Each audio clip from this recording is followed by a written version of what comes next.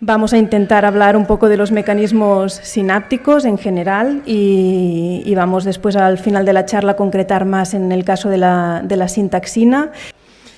A ver, entonces, la organización de la charla va a ser una parte muy breve de pacientes, porque creo que lleváis todo el día aquí hablando de manifestaciones clínicas, etcétera, y después el segundo bloque de la charla va más dirigido pues, al gen, la proteína y lo que nos interesa en realidad, que es la función que se ejerce. Entonces, en cuanto a pacientes, el resumen rápido, porque ya se ha hablado de esto.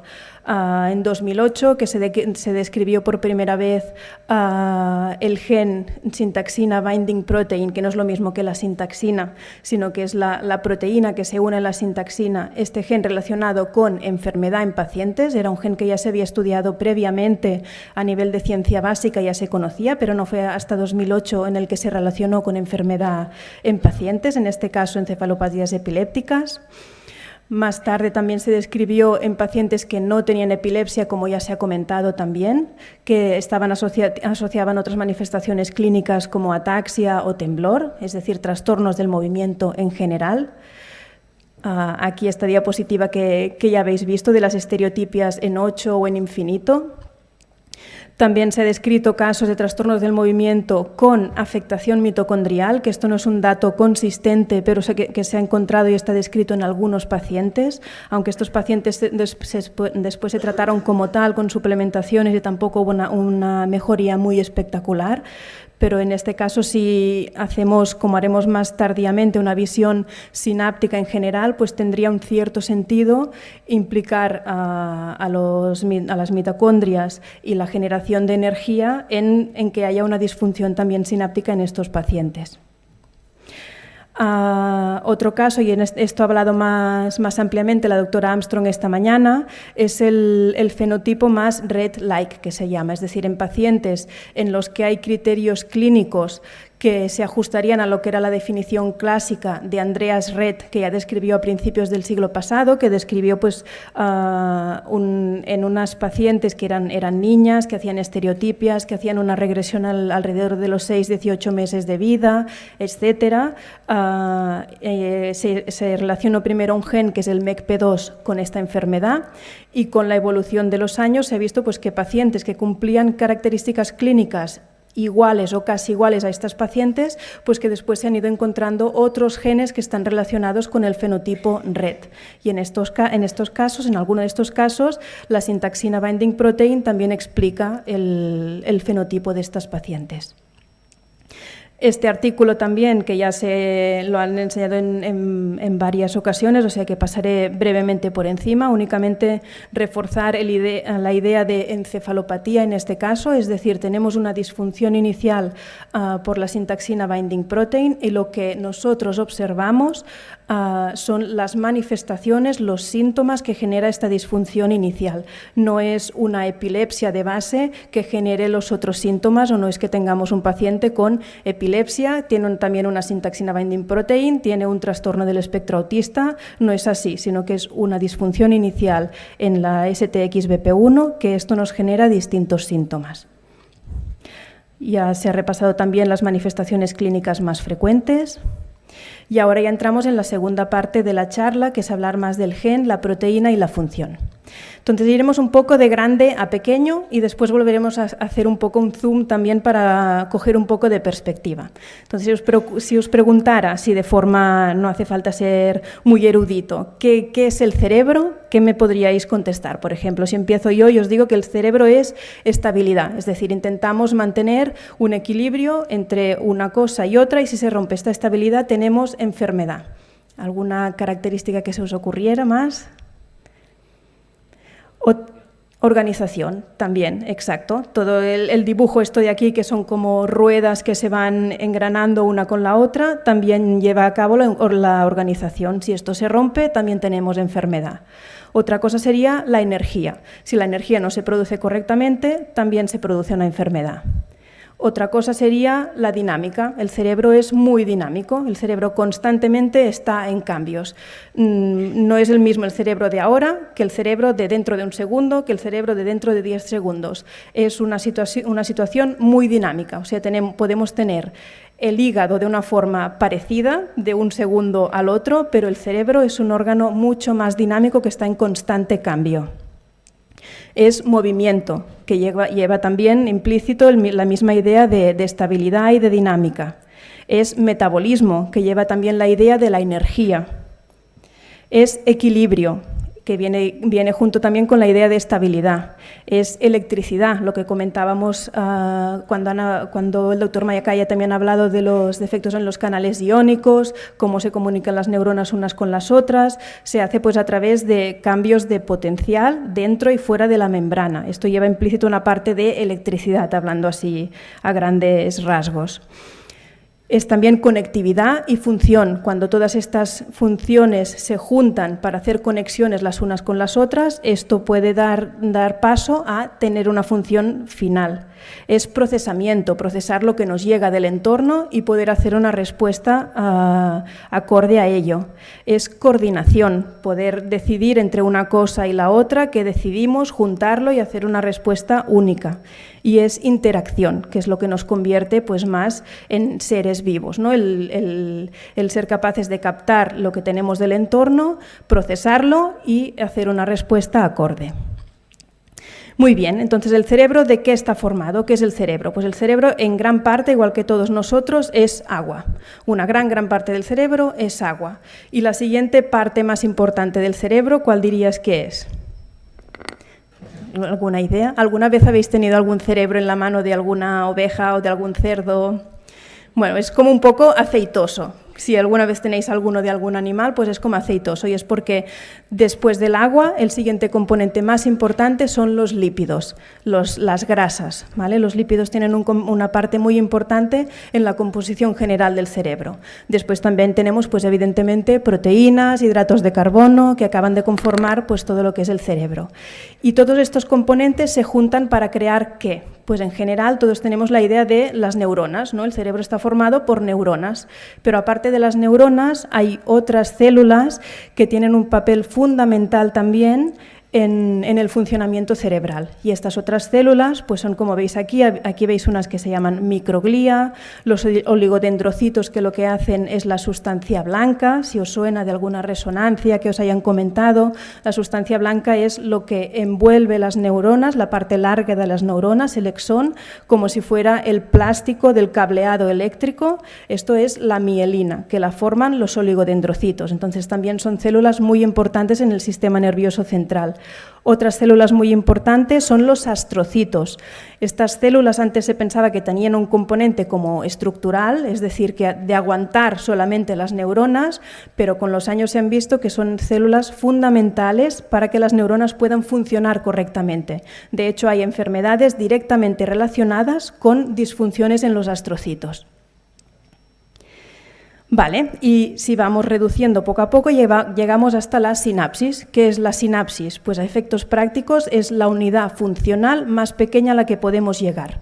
¿Vale? La sinapsis está formada de forma un poco simplista por dos partes de la neurona presináptica y una parte de la neurona postsináptica, que es lo que a ver si lo puedo señalar. Esto es la presináptica, esto es la postsináptica, y aquí ¿qué vemos? Vemos un astrocito, por lo que os comentaba ahora, que el cerebro también en el cerebro tiene un papel muy importante el astrocito, en el sentido de que se esfuerza al máximo para que el equilibrio que hay en el espacio entre una sinapsis, entre una neurona y la otra, se conserve al máximo. Si allí no se puede preservar un equilibrio exquisito, hay patología.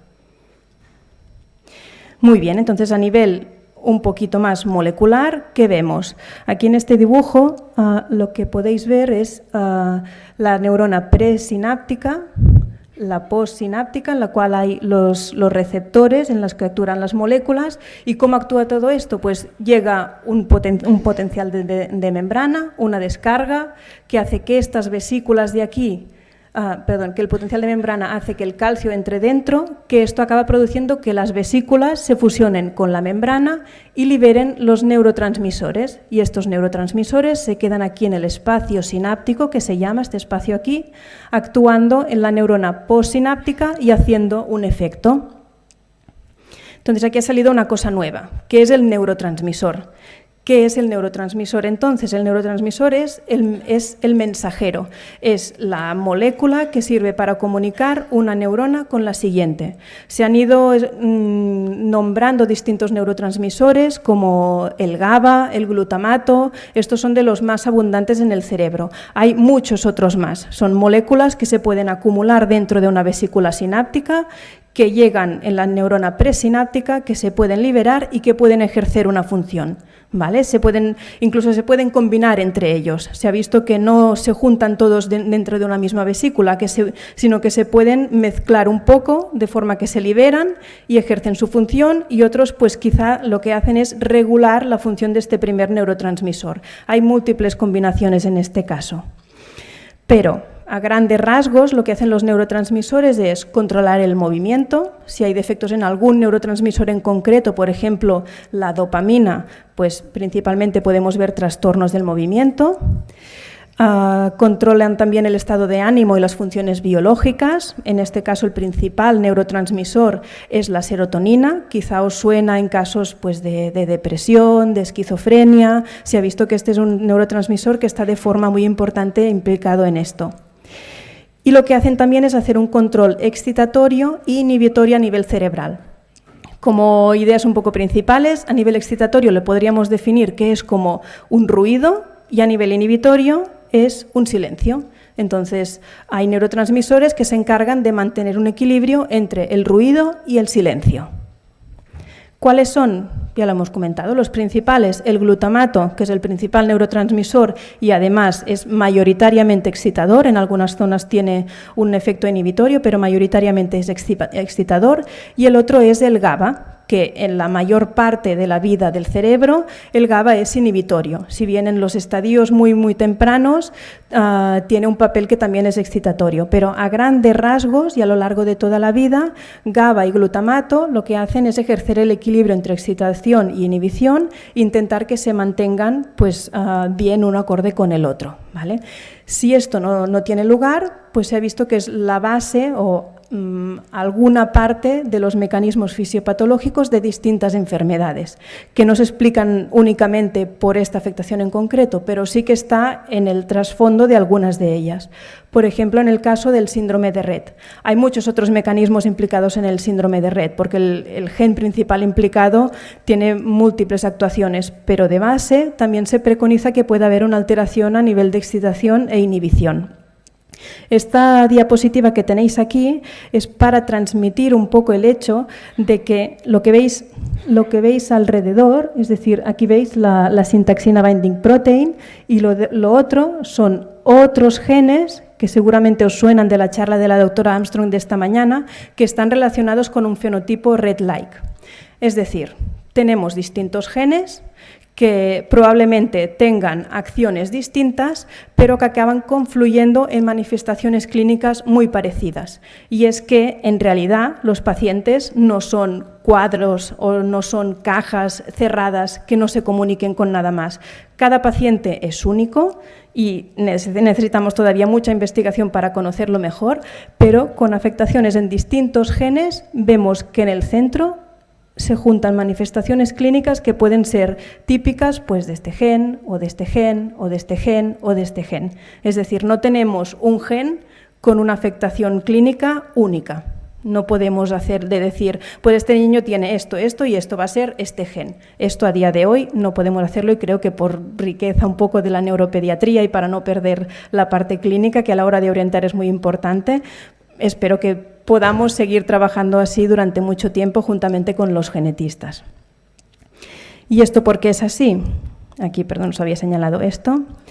Pues aquí en este gráfico que veis, donde está la sintaxina aquí en el centro, es un poco complejo, pero esto lo que significa es que al mismo tiempo que tenemos aquí la sintaxina, alrededor hay otros genes implicados, pues en este caso en el Rett-like, que pueden interaccionar uno con otro. Es decir, que la sintaxina no actúa de forma única en la sinapsis, no tiene un mecanismo neto por el cual la sintaxina se afecta y no afecta nada más, sino que probablemente estamos hablando, como ya se ha comentado, de una sinaptopatía, es decir, que tenemos una afectación de la sintaxina, pero que no es un efecto único, sino que hay efectos colaterales de otros sistemas que pueden también estar implicados en la clínica que vemos nosotros finalmente.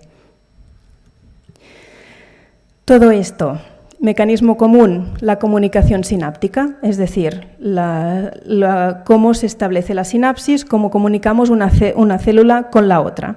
Muy bien, pues la comunicación sináptica ha sido motivo de interés durante muchísimos años y ha sido tan interesante que en los últimos, en el 2013 fue esto que os pongo aquí, que es un premio Nobel que compartieron 3 científicos, que lo que hicieron es estudiar la comunicación sináptica desde un punto de vista de la ciencia básica y estudiaron sobre todo, a ver si a estas alturas de la tarde me lo podéis contestar, esta comunicación sináptica en base a el metabolismo lipídico, es una opción, en base a la división celular, es otra opción, o en base al transporte vesicular, que es otra opción. Bueno,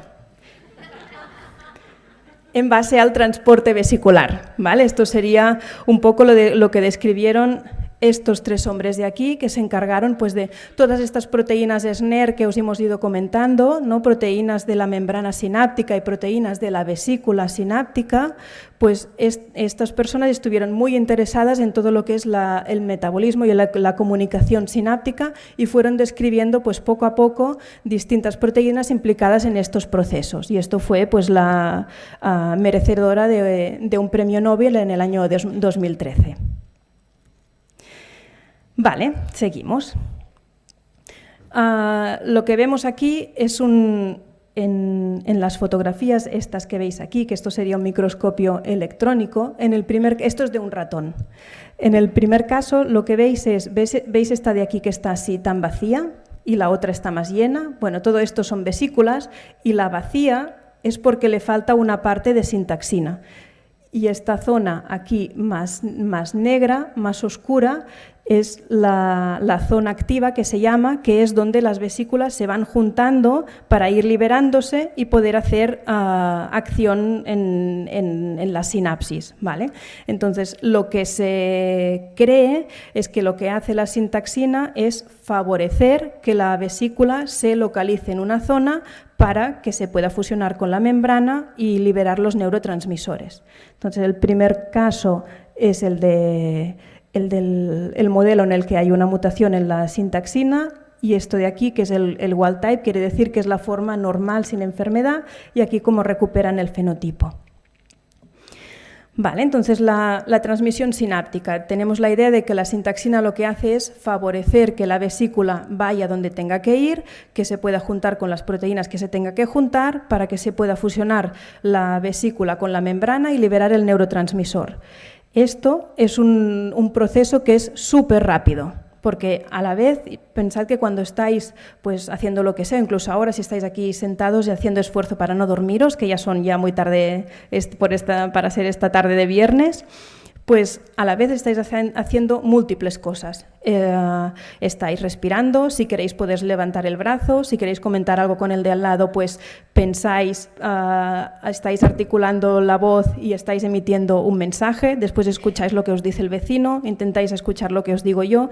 Todo esto son múltiples cosas a la vez que hacen pues, que las neuronas tengan que ir descargando de forma muy rápida. Entonces, la transmisión sináptica se da en un tiempo de entre 1 y 5 milisegundos. Esto quiere decir que si contamos pues un segundo, que es algo que nos podemos imaginar bien, si este espacio lo dividimos entre 1000, entre 1 y 5 sería la parte en la que tiene lugar la transmisión sináptica, ¿vale? Entonces, claro, se preguntaron cómo podía ser que esto pues, pudiera tener lugar sin que agotáramos de repente todas las vesículas, ¿no? Imaginaros que tenemos la membrana presináptica, llegan allí todas las vesículas y se va haciendo la transmisión sináptica a esta velocidad, ¿cómo van a llegar las siguientes? Tiene que ser todo mucho más rápido. Entonces, lo que se vio es que hay como distintos pools a la vez, que se llaman. Es decir, tenemos unas vesículas allí preparadísimas para fusionarse. En cuanto reciben la orden de fusionarse, se fusionan. Tenemos unas de reserva, que sería allí como si fuera unas en la manga, para cuando se hayan ido las otras, vamos a entrar nosotras. Y después están unas allí, pues menos preparadas para entrar en el espacio sináptico. Aquí esto es en una mosca y lo que podéis ver aquí, pues están las vesículas pintadas en distintos colores, de forma que estas que os comentaba, las que están ya ancladas casi para fusionarse, son las que están de color verde, que son las de estas zonas de aquí. Las que están allí merodeando, esperando a que les digan, bueno, vamos para allá, pues son las grises, ¿vale? Y las otras, pues son las que estarían ya preparadas para bajar abajo y hacer la transmisión sináptica, ¿vale? Entonces, en todo esto es un proceso muy complejo en el que participan múltiples cosas. Participan los lípidos, por ejemplo, que os comentaba, que el 40% del cerebro, entre el 20 y el 20 y algo por ciento del cerebro son lípidos. Los lípidos son muy importantes para juntar estas zonas activas, para decir, pues aquí es donde va a tener sitio esto. Son importantes los hidratos de carbono también para señalizar algunas moléculas. Son importantes ciertas proteínas y aquí entra pues la sintaxina binding protein y todas las otras proteínas SNAR que también intervienen en la fusión de la vesícula.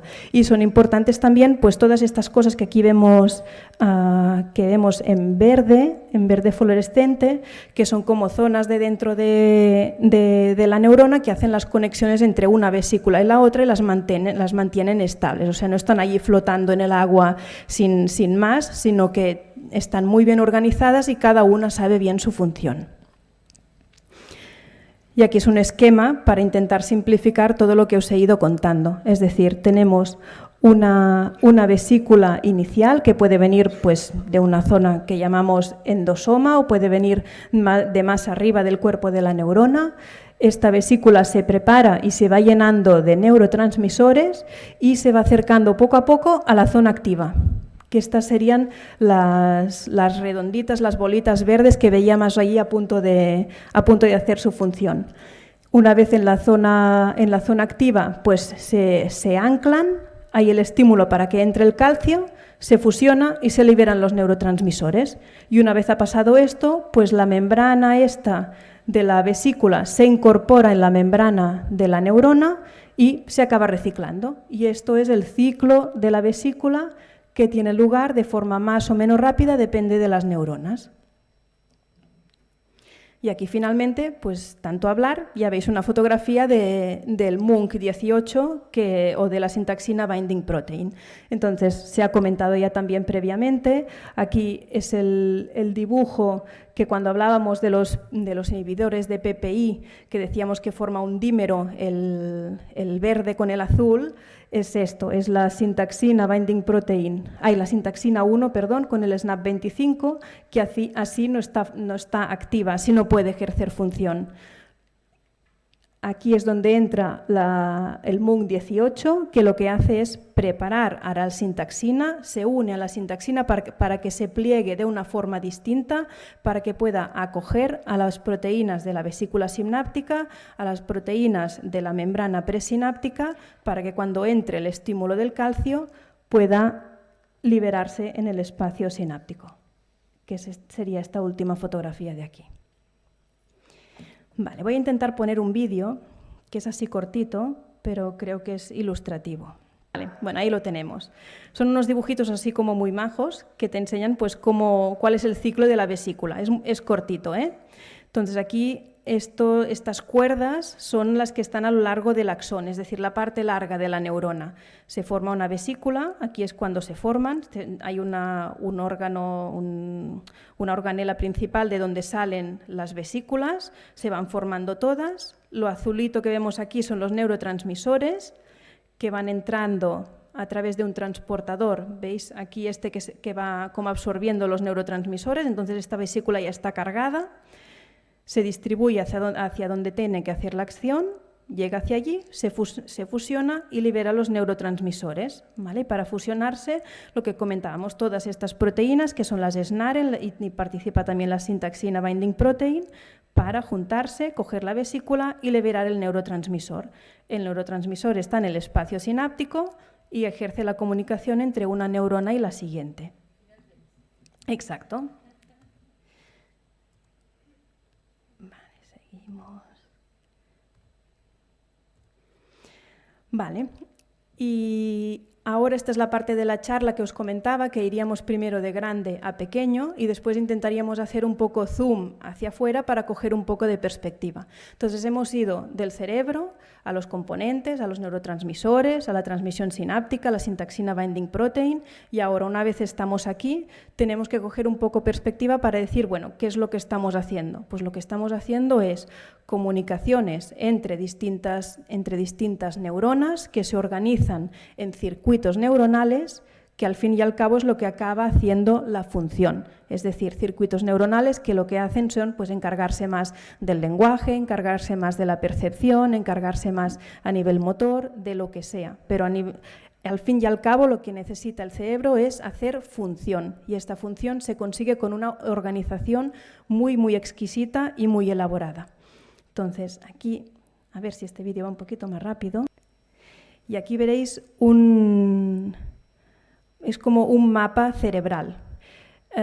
Estos mapas cerebrales en 3 dimensiones se hacen con unas resonancias de alta resolución que tienen solamente en algunas universidades de Reino Unido, de Estados Unidos, y lo que veis aquí son imágenes de cerebros reales que han reconstruido en 3 dimensiones pues, las fibras y las comunicaciones entre las neuronas. Estos son los axones, que serían como los cables del cerebro. Los axones lo que hacen son las conexiones eléctricas entre unas neuronas y las otras. Aquí en blanco pues podéis ver las partes rojas es donde hay menos densidad de fibra y las blancas donde hay más densidad de fibra, es decir, hay zonas en las que hay conexiones, exones en mucha cantidad. Aquí lo que han querido reproducir es a tiempo real las descargas estas eléctricas, por decirlo así, de cuando el cerebro está funcionando.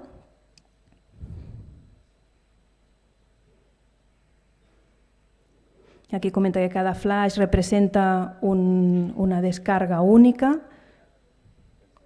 Y aquí habla de los mapas cerebrales, ¿no? Que los mapas cerebrales, como comentábamos, es pues, la organización de todo este grupo de neuronas en circuitos que lo que hacen es una función final. Que esto es otro punto de estudio en las enfermedades neurológicas, es decir, poder hacer un mapa cerebral depende del tipo de patología o de enfermedad. Estos ya son estudios así más avanzados de neuroimagen que son en la Universidad de Cardiff y en California. Esto lo cerraremos. Vale, y con esto acaba la charla y muchas gracias por la atención. Yo tengo una preguntita al hilo de los vídeos que has puesto.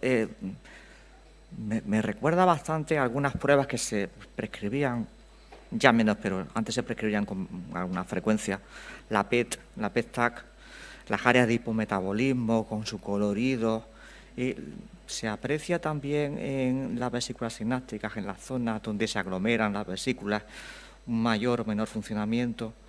Esos cortes al microscopio electrónico representaban eso. En el PET se refiere a las... La tomografía por emisión de pulsaciones. Vale, claro, aquí lo que vas a hacer, lo que tienes son en un PET tienes distintos metabolitos, depende de lo que quieras estudiar, y puedes mirar o bien zonas muy activas, depende de cuál sea el marcador que tú administras al paciente, o puedes ver zonas poco activas, depende también de lo que administres. Entonces, esto es como a grandes rasgos cuando valoras una resonancia. De esto, que es algo muy macroscópico, poder traducir en cómo está el funcionamiento de una vesícula es muy difícil, yo diría que imposible, se necesitan otras técnicas de imagen más avanzada, que, bueno, cada vez más quizás las iremos incorporando en la práctica clínica habitual. Yo no soy una experta en esto, pero, por ejemplo, hay resonancias magnéticas en las que tú ya puedes ver no solamente algunos metabolitos en concreto, sino se ha ampliado mucho más los metabolitos que tú puedes explorar. Y en este caso, pues tienes al paciente dormido, que esto es una limitación, pero puedes mirar en puntos concretos pues cómo están estos metabolitos. Y en este caso podría ser una forma más indirecta de ver a ver cómo está la vesícula sináptica, porque en realidad en estos niños, si les haces resonancia espectroscópica. Sí, es como hay la espectroscopía que tenemos ya en la práctica habitual hasta ahora, y hay algunos softwares en algunas máquinas que incorporan muchos otros metabolitos más aparte de los habituales. Y es eso lo que os comentaba, que si en algunos niños de estos, al menos nosotros hemos hecho punción lumbar y analizando los neurotransmisores directamente tampoco vemos unas alteraciones consistentes en todos ellos. Y es que probablemente, pues evidentemente el líquido que tú sacas tiene sus limitaciones. Probablemente tenemos que ir algo más a una prueba más funcional o que podamos analizar más algunos puntos concretos. ¿Alguna pregunta para ella? Elvis. Espera, que te pase el micro. Solamente quería que me aclare una cosa. A ver si puedo. Esto del síndrome XBP1, lo que está alterado no es la proteína sintaxina, sino el MUC18. ¿Es así o no es así? Exacto. Vale, gracias. Entonces, la sintaxina en sí es esta proteína amarilla de aquí. Esto es la sintaxina. Pero la sintaxina BP1, BP es de binding protein, es la proteína que lo que hace es juntarse a la sintaxina, que es esta lila de aquí, esta MUNC18. Es porque en ciencia básica, a veces cuando no tienen identificado algo, pues se va numerando, y de forma más genérica, pues en los primeros artículos que había publicado de estas proteínas y demás, sobre todo se nombraba MUNC18. Entonces el equivalente es MUNC18 o sintaxina binding protein. Pero la sintaxina a secas es esta amarilla, que es una proteína distinta de la que estamos hablando hoy.